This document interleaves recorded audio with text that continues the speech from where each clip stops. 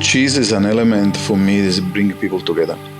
You think about cheese, you think about a friend and a glass of wine. And you think about cheese, you think maybe we're making some pizza, and this means bring family together. This is The Producers. I'm Anthony Huckstep. After arriving in Australia in 2004, Giorgio Linguanti wanted to create something different that not only fulfilled his creative side, but added to the evolving culinary landscape too. He became a cheesemaker for the love of creating almost an unlimited number of cheese products from just one simple ingredient, milk. And that's Amore. Well, my name is Giorgio Linguanti, and the most popular business name is That's Amore Cheese. We also have another brand in partnership with Dario. It's called Cannoleria. We're making cannoli. In the last 8 years, we moved to a beautiful premises in Thomastown at the 66 Latitude Boulevard. There's a premise. Our factory is on the boundary with the ring road. We have this beautiful cheese factory plus a deli and cafe. That in these years has been growing as a business. We become very popular with our kitchen. We're making breakfast and lunches for a lot of people now, and very traditional Italian and plus burrata promoting dishes. We're making a lot of new things every week with burrata. In these premises, we transform in milk. Then coming from fresh from the farm, we go to two big suppliers. One is cow's milk, another one is buffalo milk. We transforming fresh every day. The buffalo milk product, the most popular is the buffalo mozzarella and buffalo bocconcini and buffalo ricotta. And also we make a couple of other cheese like the buffalotto and the drunken buffalo because it's matured with wine lees and grape skin from Nebbiolo wine and from a winery in Itcote, Marson wine. Growing up in Sicily, Italy, Giorgio had a strong connection to food, and when he came to Australia, he wanted to share the food of his original homeland. As an Italian, I grew up in Sicily all my life before coming to Australia. I was born in Sicily, and I did a few experiences as a jobs, but nothing about food apart the last 2 years of my life in Italy. When I opened up a little brand of a typical product from Sicily to be sold to the Aeolian Islands. The brand was called La Bella Eoliana. Nice adventure, then start and finish, unfortunately, when I left for Australia. So in 2004, I arrived to Australia, and with no word of English, I approached, the first job was a fruit shop. And then I moved to another area in the north part of Melbourne, and I went and worked for a cheese factory. An Italian old guy, then was... we welcome in this little cheese factory, teach me what he can, but also keeping a lot of the process very mysterious. Because every time I was asking why the milk smell different from yesterday, or why the curd look different from yesterday, his answer was, why you want to know? I'll not tell you. And so this was a little bit funny, my challenge. So brought more curiosity in me because I was interested from this new job, especially because making cheese, if you think about it, it's just one ingredient. It's milk. The rennet is always the same. The milk is changing with the seasons, with the dye, with the farms, with the variety of a cow.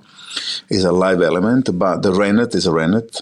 Exactly the same for pretty much a lot of different cheeses.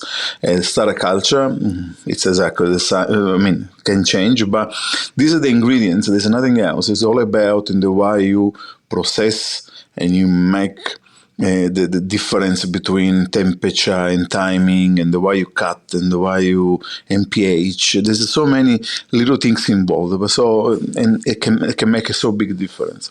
So I've become very interested in about cheese making. I asked my brother, he's living in Florence. I said, Giuseppe, buy me a book about cheeses and send me over, please. So when this book arrived, it was not a technical book. It was more, actually, I still have and I'm holding on this beautiful book from slow food, from the slow food movement. Is the book that collected the 293 cheeses, Italian cheeses protected from the slow food. So I started to read about, and the first part was a little bit technical about rennet, about starter culture, about temperature, this and that, basic stuff. But they were necessary for me at the time for close the puzzle that I was missing a few pieces for understand how the process was. So yeah, I started to make a cheese at home. And I started to make a cheese for the family, for fun, for myself. As an Italian, I always have been connected to food, and I've been always cooking at home. So this was really a continuation of my journey in the food world. One night, and then I left the cheese factory. I went to work for Visiboard, a night shift. Working in the factory, really couldn't see myself do the job forever. So I said to my wife, you know what, I need to try something different. So one morning I wake up, I went and bought some milk from a friend, cheese factory in Thomastown, actually, and I bought a bucket of milk. I went home and I made this flat bocconcini. So now we named this product bocconcini leaf. But at the time, the name was sfoglia di mozzarella, so it means exactly a flat mozzarella sheet. And I roll them up, one with prosciutto and one with salmon and other stuff. And I went out and I presented this to an Italian restaurant, and the owner liked them, like myself. He liked me, liked the product, and he asked me, Giorgio, how many you can make? I quickly calculated the quantity, like I was already with a bigger pot, let's say that. And he gave me and I said 16 kilo. Okay, bring him 16 kilos. So I went out flying because I had the first order. I went straight away, bought some buckets for the packaging, ordered some milk, and start the process immediately. So the day after, I delivered 16 kilo to this restaurant, and the spark was there. I was making it at home in the garage, in very, let's say, unusual, illegal way, but all the business started in the garage. So this customer stopped to buy from me after a couple of weeks because the managers were not happy to working more with this new product, whatever. Other customers, I was trying to look for other customers, said to me, Giorgio, we like your cheese, but you must get it right with the license and stuff. I said, oh, okay. So I stopped to make a home, and I started to think about making more serious. I called the dairy department to ask about information. They asked me to do an application, and I found a solution. I started the business in November 2007, renting inside another cheese factory. I was renting a little corner in this huge cheese factory, making my little quantity of product, 30, 40 kilo, twice a week, and then try to selling in the morning, because at night I was working still at the factory, recycle company, Visiboard. And let's say in April 2008, I quit the job. I became Amore full time. In the meantime, I was developing other little product like the ricotta delicata, the scamorza, the smoked scamorza, and other product. They created myself a little range. Funny things, I still remember when the graphic company asking me, after producing me the logo, the famous blue flag with the Vespa, and that's Amore cheese, everyone knows now is into our product. And after they produced me the logo, I said, Giorgio, what's your product so we can help you to prepare a label? And I said, it's called sfoglia di mozzarella. All right, I will translate like a mozzarella sheet. And okay, we prepared this library, but at the time my English, it's not the best I know, but at the time it was even worse than this. I couldn't pronounce this mozzarella sheet. And I still, when I do it, I'm scared to say, because, and I called them the day after, said, guys, I couldn't pronounce this, and we have to find another solution. And we thought about a little brainstorming, we found a solution like a bocconcini leaf. And this has been the first product that I started to make. A product nobody was making in Australia, a flat mozzarella that can be filled with other stuff and rolled and presented. Lovely product, but never took off like I was thinking, because people a little bit like to have stuff already prepared more than prepare it themselves. This was the first product, but after that too, I went out on the market, and my market was something different from my colleagues, from my Italian cheese company colleagues, because they were proposing more to the Italian community. I was approaching, being a gourmet, I was trying to make stuff with a very Italian flavor, so soft, juicy. The ricotta was delicate and smooth, melting in your mouth, and something really gourmet. I was happy and easy to approach the best restaurant in the city. So I found a big gap on the market at the time, where all these chefs were traveling to Italy, found a beautiful product, come back to Australia and look for the possibility to use the similar product. So when I was approaching them, for them it was a fantastic opportunity. Actually, it was the chefs that brought me on the growing on the journey of the Amore, just because they were helping me on using the product in dishes, so creating my reference, creating my ideas, and supporting me, and also give me more ideas for producing other product. I still remember this chef asking me, Giorgio, do you make burrata? And I said to him, yeah. Soon we start making burrata. In the reality, coming from Sicily, not having any cheesemaker background, and my little town in Sicily, it's not a big town where you have a product coming from everywhere, from other region. I never saw burrata in my life. So my first burrata was looking on YouTube, experimenting, go to the chef, and then when I presented this very traditional burrata with a knot and the stracciatella inside, he asked me, Giorgio, this stracciatella is a little bit too chunky. Can we do something more delicate, more smaller? So we adapt our stracciatella, so the feeling of the burrata in these years has become what the chef like to work with. Because they like to have this show of when you open the burrata, the stracciatella going out from the case of the burrata. And so we created a stracciatella is a little bit more delicate than what in the reality in Italy is. In Italy is holding much more. It's not running out. And when I presented this burrata with the knot, the chef said to me, what do we do with this knot? At the time, he couldn't see this knot as something pretty. So I said, can you make it with a knot? I said, okay, I can make it with a knot. And yeah, and then this product has been an improvement.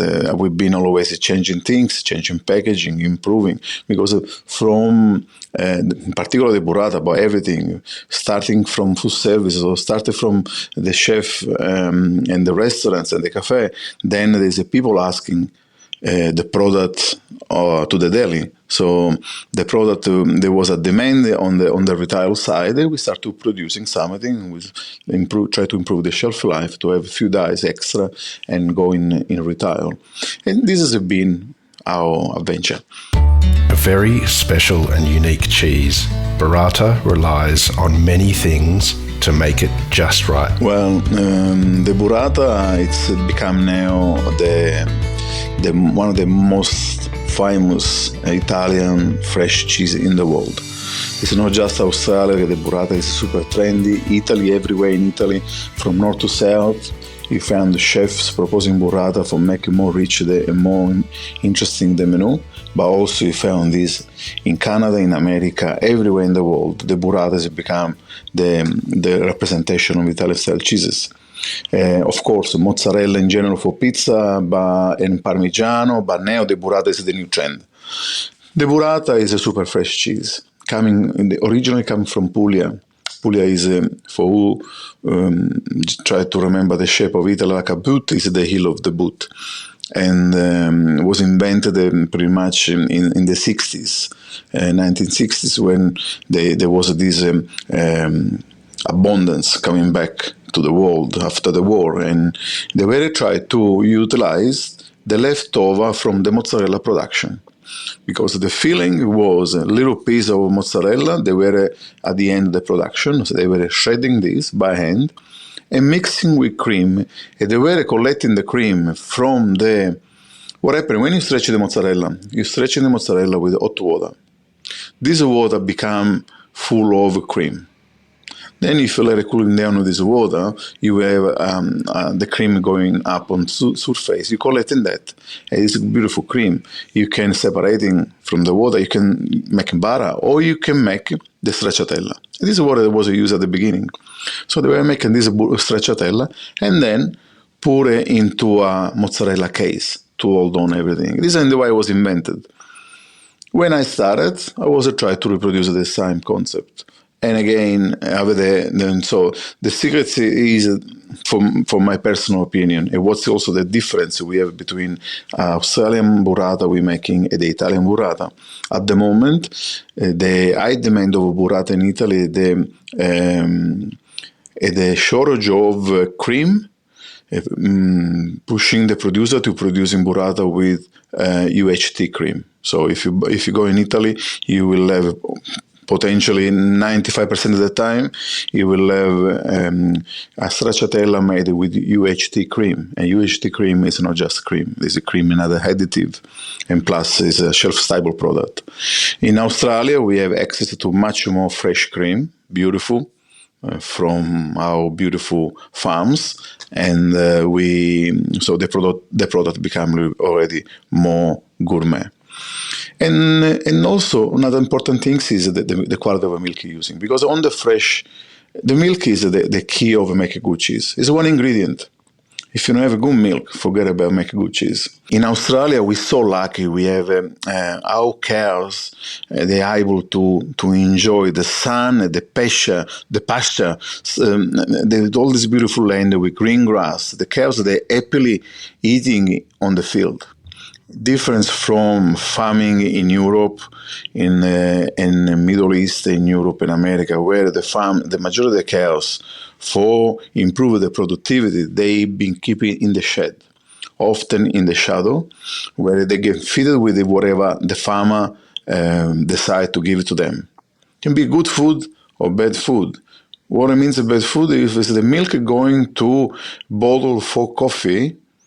So if the milk is going to be transformed in caffè latte or cappuccino, it doesn't need to have this beautiful nutrient, because it will be wise. For them, it's about volume. So they feed in the cows often with whatever food is available. Orange peeled and expired yogurt, old bread, and other stuff. But for making cheese, you need very good milk. So the cows get fed with the best grass, the best eye, because the protein and the fat, they are the one involved in the cheese making, also the flavor. And we're so lucky. We're so lucky because Australia have one of the best milk in the world. Australia and New Zealand, they are two of the best sources of milk in the world as a quality. We should actually promote this in our international campaign when we try to promote our product overseas.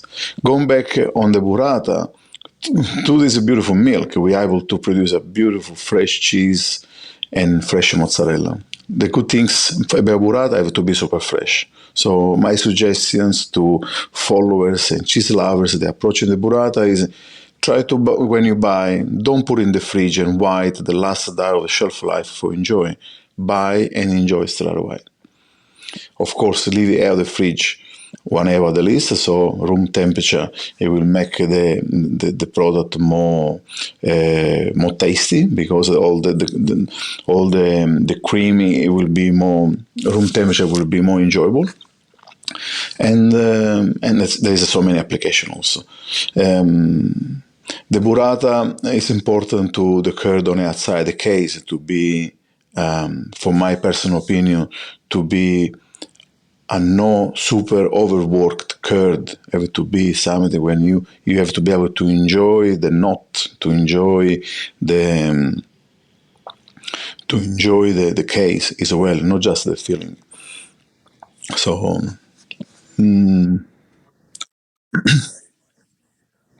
well, the company, when I started in 2008, I was myself, um, start the production, finish the production, cleaning up everything, put everything in the van. At the time, I have this little Mitsubishi Express van with in front, written down, the freshness is coming. Of course, I was a delivery in the afternoon, the production from the morning. So I was doing everything. And slowly the team grow. And now that Amore Cheese team is about 120 people. Between the production, the logistic, the administration, marketing, and also another 30 people is about the Deli Cafe because it's open 7 days. So if there's no problem in production, then need me my presence in production, I will start about 6 o'clock. And then time to say hello, time to take a few coffees myself together with some staff members and talking about a few different departments. I will go through and then manage my agenda with always new tasks. The funny part before was for me cheese making and selling the cheese, and now I don't get to do no one nor the other. Sometimes I have a few people missing in production, so I'm happy to jump inside, and this can happen at 4 o'clock in the morning, and spend 4 or 5 hours in production. I really enjoy that. It's hard work, but for me it's fascinating still and nice. There you go. And see the customers is another nice part, because the customers, they genuinely appreciate what we're doing, and they give you feedback. This make you feel good, and yeah, this is. And also, we've been bringing a revolution in the Italian style cheeses in Australia. That's Amore has been the first company to make a burrata. Okay, it was probably the perfect burrata when it started, but we were still the first people. And the smoked cheeses, and cheeses still like a squacquerone, another variety of cheeses that is still very unique. The diavoletti, they are little smoked mozzarella with inside an olive chili, and is in Italy is made just near Sorrento, in one little town near Sorrento. So we still pioneers, we still do things differently, we still try to bring the Italian style cheeses forward, and we've been becoming very representative in the industry about that. And so, wow, cannoli business. I'll tell you this other story. When we started to do shows, that Amore Cheese was doing the festivals and show and try to sell more cheeses. We were chopping cheeses and give it tasting to people. Sometimes they were stop and talking to us and enjoy the cheese and making questions. Sometimes we were just grabbing the cheese like a seagull and fly away. So I said, guys, we need to do. They want to eat. Okay, let's give them something to eat. So more than do testing, we decide to give the cheese in a dish. So the first options were the caprese salad. So we were slicing a mozzarella, buffalo mozzarella, and slicing a tomato of the same size of the mozzarella, and interface one slice of tomato, one of mozzarella, like this, serving a little plate, and cannoli. Because with the cannoli we were promoting the ricotta. Cannoli is a Sicilian dessert that comes from Sicily. In Sicily, the cannoli, traditional, they are with ricotta. But here, cannoli were already present into the market. The majority of cake shop was having cannoli, and some cake shop they were more professional, were proposing proper cannoli, often with custard more than ricotta, and the custard. But a majority of other cake display. We're displaying cannoli with already soft, because normally the shell is a fried shell, should be crunchy when you eat. And I remember when I arrived and I tried the first cannoli here, the shell was soft, the custard was an anonymous custard with no even enough sugar, no even enough chocolate. It was really sad, really, really sad. So when we start to proposing this cannoli filled with ricotta and filled on the spot in front of the customer, the results was outstanding. People was, oh wow, I never tried cannoli so good. What custard is this? It's ricotta. Ricotta doesn't taste like ricotta. It's ricotta. So slowly we were making more and more and more every day more of this cannoli. And at the point that I said to my chef at the time, was Dario Di Clerico, he was the guy that opened up the kitchen to our cheesery. I said, Dario, do you want to do this business together? We're making cannoli, and we make a few cannoli shops, and we see where we're going. I said, okay, let's do it. So we went in partnership on this project, and we start with event, but also we start with a shop. We have a shop, still we have the shop, is in Seattle Melbourne Market. This is the first shop we open up. And I remember at the time, the market was very skeptic. So, we not think about cannoli will be enough. Can you put your cheeses also on display? I said, listen, let's start with cannoli because we feel very confident. And then if it doesn't go well, we put the cheeses, no problem. I remember still when we open up, we have 5 people working into the shop for the first 2 months. 3 people filling cannoli, piping cannoli non-stop, and 2 people serving. It was amazing energy, vibe. In these years, we developed other flavors, but the base is always ricotta and sugar. And so we make ricotta, sugar, and cocoa we make the chocolate. Ricotta, sugar, and Vegemite we make an Australian flavor, very nice. Ricotta, sugar, and coffee we make the coffee. So we stay on the concept to keep still the ricotta as a protagonist of our filling. In the meantime, also we open up other shops. We do have another shop in Preston Market, another one in High Point Shopping Centre. We're working with Cheston at the moment to maybe install one over there. We have a pop-up in Dandenong Market and in Graceland. In Graceland we have another cannoli shop, plus we're selling cannoli from now headquarters in Heidelberg West, where we set up a proper factory for cannoleria, and we're selling a lot of cannoli in Thomastown to our cheesery. We're going about 15,000 cannoli a week. Yeah. And people love it. Plus, we got this beautiful cart, then cannoli cart. We selling, we hiring for wedding, for events, for opening of a shop, for auction cars or auction houses or party or We have this beautiful team. They present themselves so beautiful with the apron and bow, and this cart looks so elegant. Yeah. The journey into cheese has reached far beyond the art and craft of just cheese making. It's also helped Giorgio understand the important elements of a successful business too. All my life in Italy I was trying to do something different.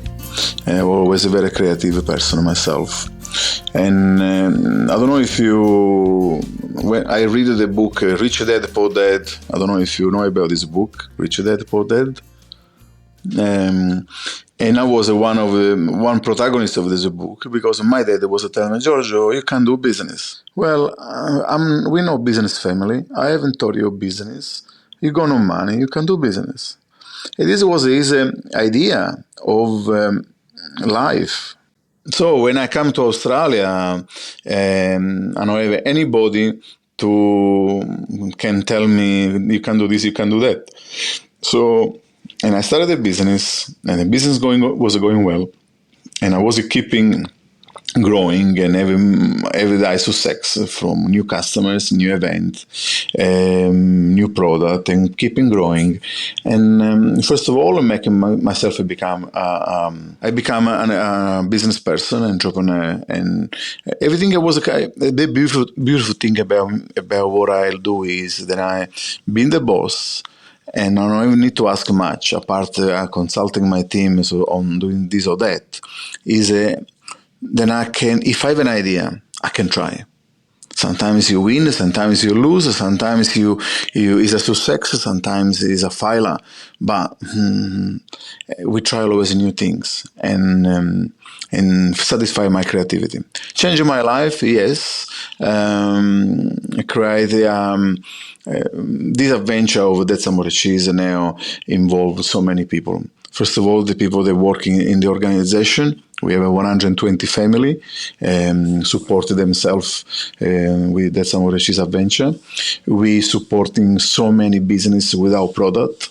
And so many people, they're so happy, so big fan of That's Amore.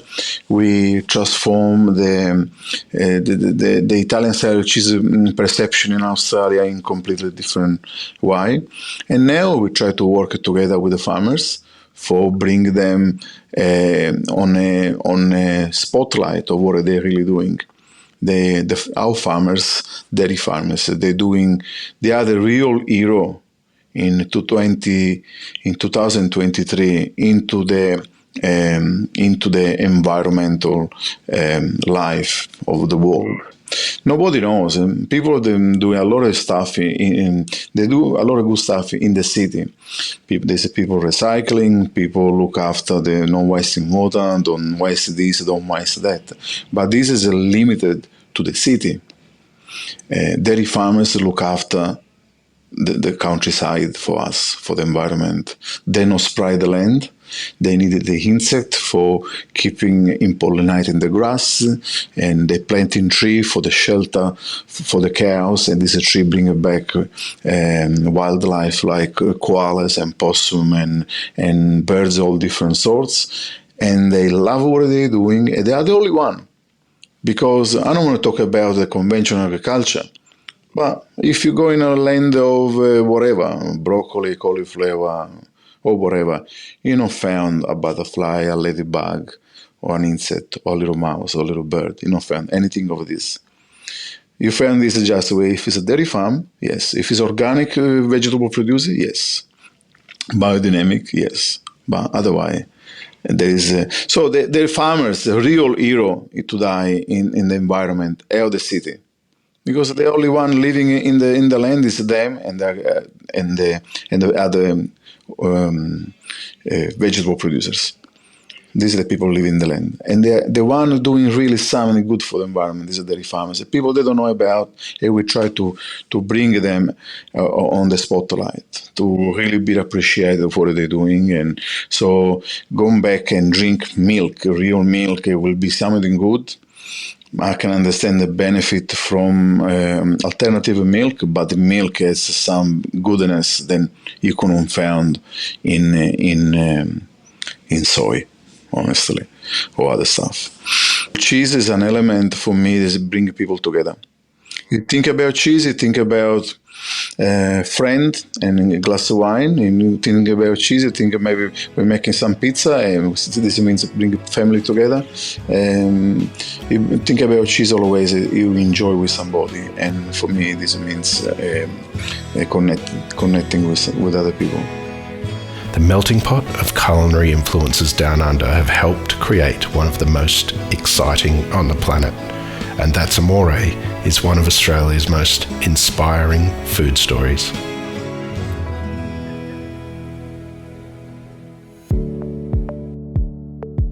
This is The Producers, a Deep in the Weeds production. I'm Anthony Huckstep.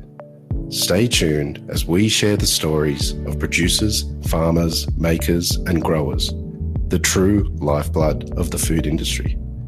Follow us on Instagram at Producers Podcast, or email us at producerspodcast@deepintheweeds.com.au.